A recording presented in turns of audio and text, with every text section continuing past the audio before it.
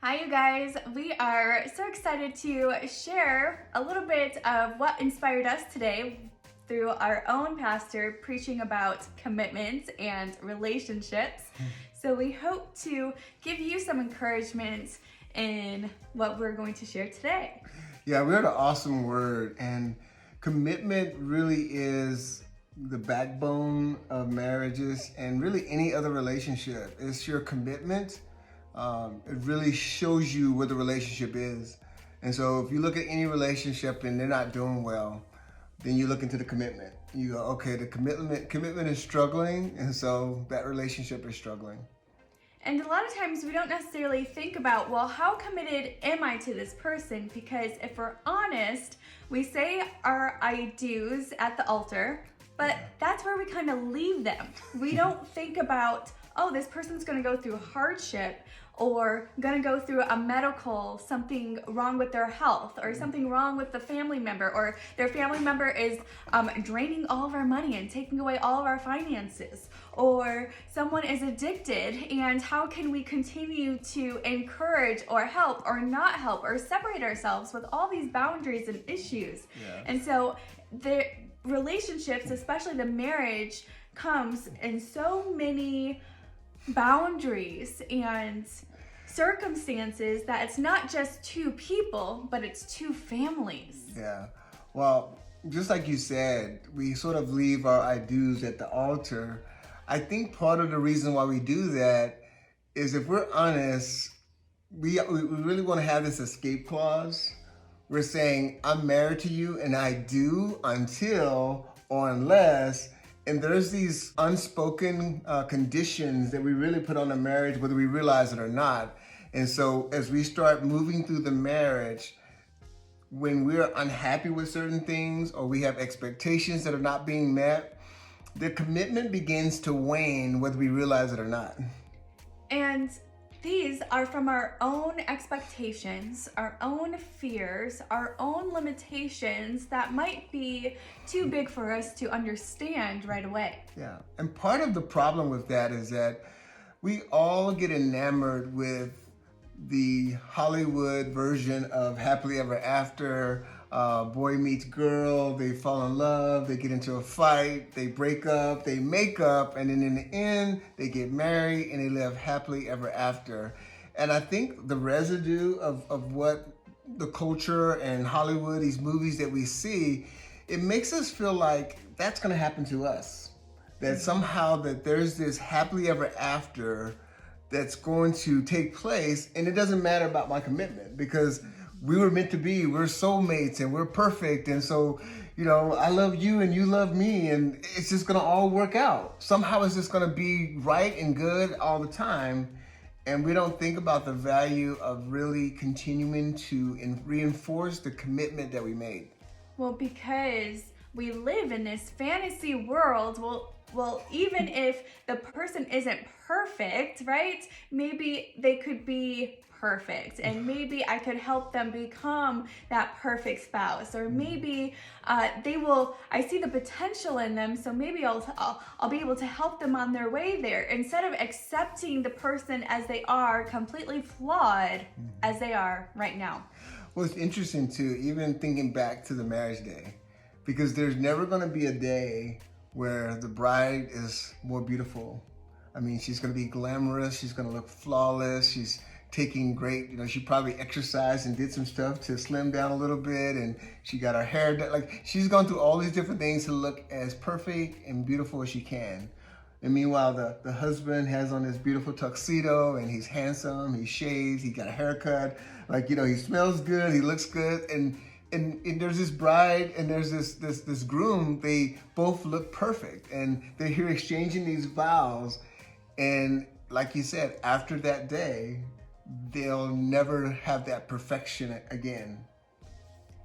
Because little by little, we start growing maybe bitterness, maybe resentment, maybe unforgiveness, but things that hurt us, and sometimes we can magnify them so much that now our problem seems so much bigger than what a God can handle. Yeah.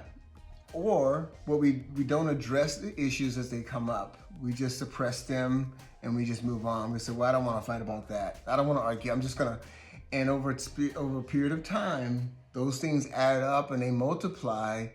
And again, all of these different things, they affect our commitment. And ultimately, it affects our commitment to God. Yeah, because that's what marriage is. It's a covenant with a commitment between our spouse and with God.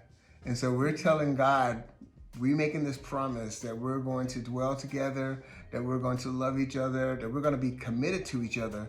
And what's interesting, even in the vows, we go in sickness and in health, rich or poor. So even in the vows, it's sort of written that things are going to get bad in some way, whether it's with the wife, with the husband, with kids. Somehow there's going to be something that's negative that happens.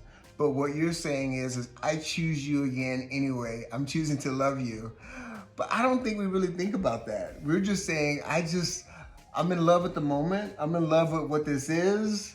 And it's just going to be this happily ever after. So yeah, rich for poor, yeah.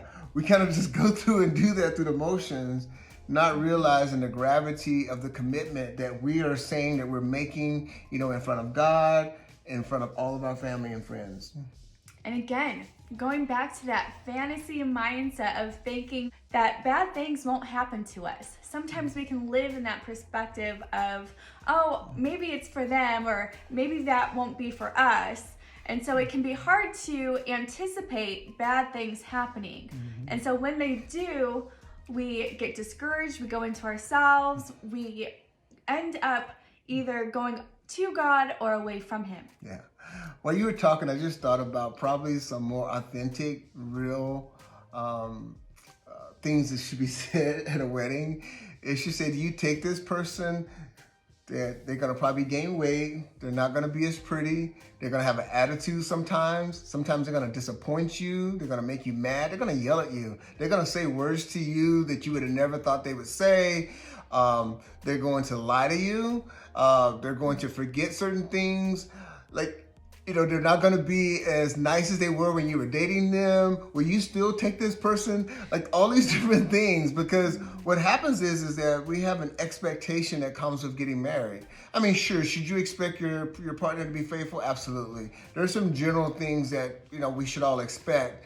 But if we're honest, we all have really high expectations of what we think that marriage is going to bring, like happiness. You're supposed to make me happy, all these different things. And so what happens is that when we have these expectations that are outside the normal ones, those things weigh on the commitment.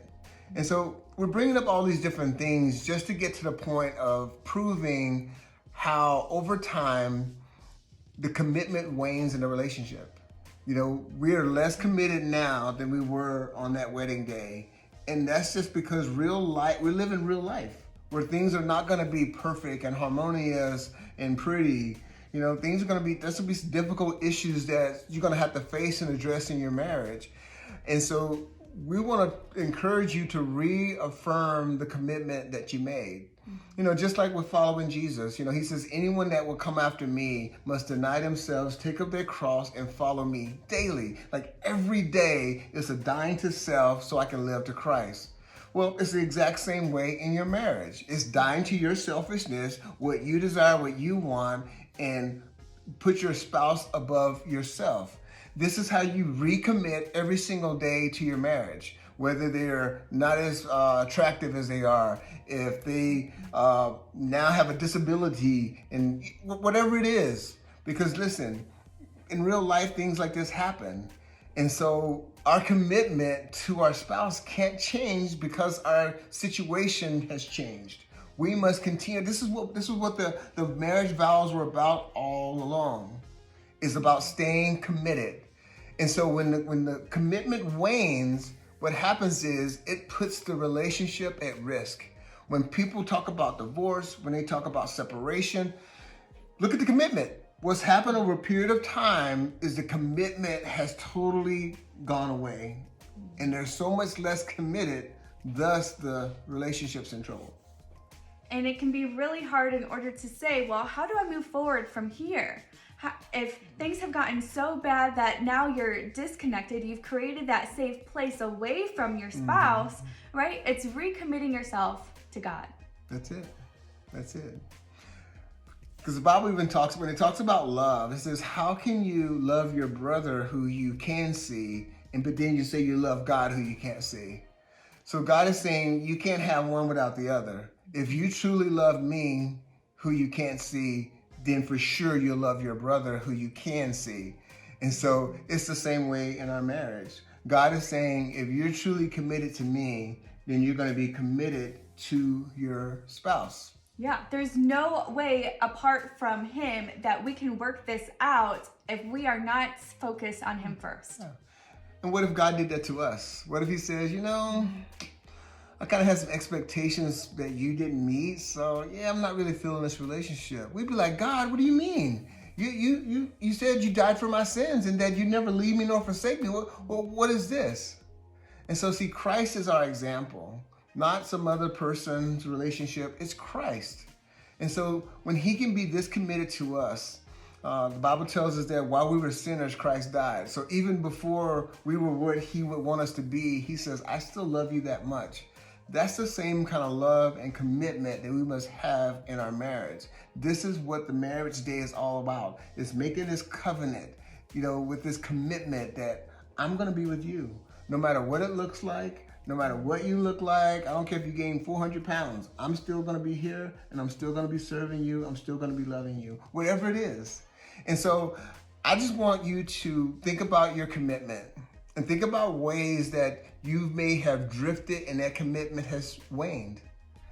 Go to God, reconnect with him in such a way, and just repent of it and say, honey, my commitment to you has waned, but today I want to renew my commitment to you from the day when we got married, and I want to start being the man of God he's called me to be and being the husband that you deserve. And so will you forgive me for having unrealistic expectations of you? And would you forgive me for not loving you and serving you the way that I should have?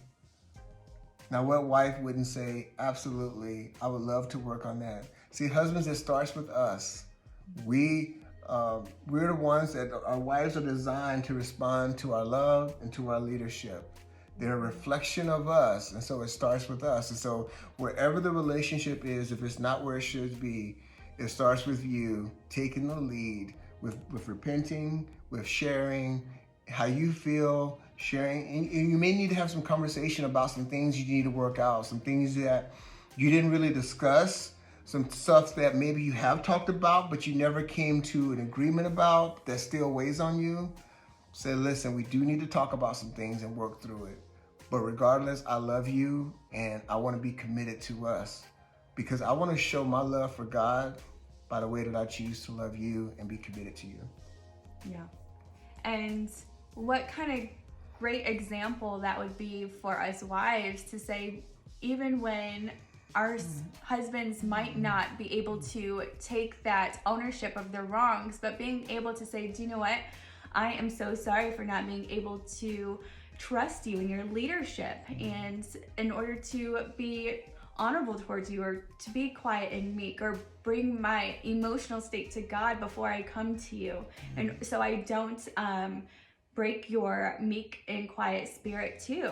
There is a sensitivity in men also that they have that they might not want to share. But we have to be able to know how to approach them so we don't break their sensitivity as well. And so we have to be able to be mindful of the things that, how we do honor and respect our spouses. Yeah.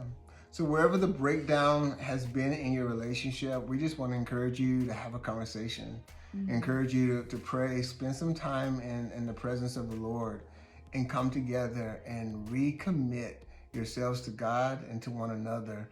And we believe that the issues that you're facing, that God will come in, partner with you to bring healing and resolution in the areas and the things that you thought could never be worked out. Because we serve a God who can do exceedingly abundantly more than what we can ever ask or imagine. Yes. So we hope this has encouraged you. Please like it, please share it, please subscribe, and we will be sharing again soon.